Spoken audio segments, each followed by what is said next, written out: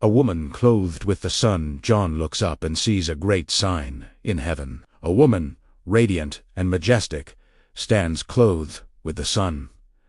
The moon rests beneath her feet. A crown of 12 stars shines upon her head. She is more than a single person. She represents God's people, the faithful community through whom the Messiah would come. She is beauty, dignity, and divine purpose, wrapped in light. But she is also in labor, crying out in the pain of childbirth. Something world-changing is about to be born. The great red dragon appears suddenly.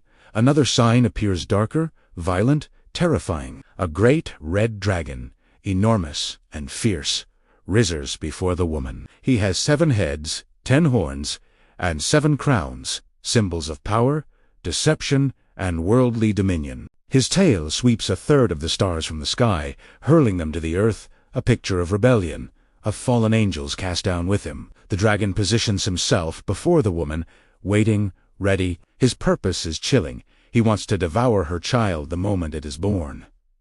This is not just a creature. It is the ancient enemy, Satan, standing against God's plan from the very beginning. The birth of the child, the woman cries out, and the child is born, a male child, destined to rule all nations with a rod of iron.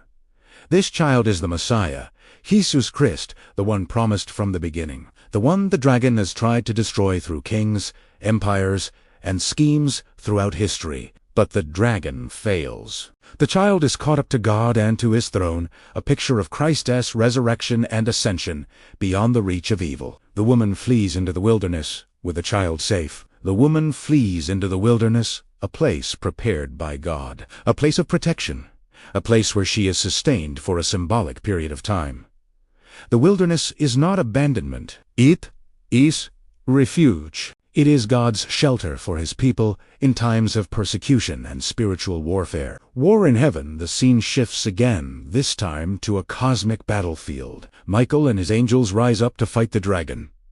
The dragon and his fallen angels fight back, but they cannot prevail. The dragon is hurled down, cast out of heaven, stripped of his place, exposed as the accuser of God's people. A loud voice in heaven declares, "Now salvation and power and the kingdom of our God have come." The victory is not won by force alone, but by the blood of the Lamb and the testimony of the faithful. The dragon's fury on earth, enraged at being cast down. The dragon turns his fury toward the woman, toward God's people on earth. He pursues her. He tries to overwhelm her like a flood. But the earth itself helps her. Swallowing the river he sends, frustrated, the dragon goes off to wage war against the rest of her offspring, those who keep God's commandments and hold fast to the testimony of Jesus. The cosmic battle becomes a human battle. The war in heaven becomes the war on earth, the meaning behind the vision. This story is not just symbolic. It is a revelation of the spiritual conflict behind human history. The woman represents God's people, Israel, and the church, through whom the Messiah came. The child represents Jesus, the promised king.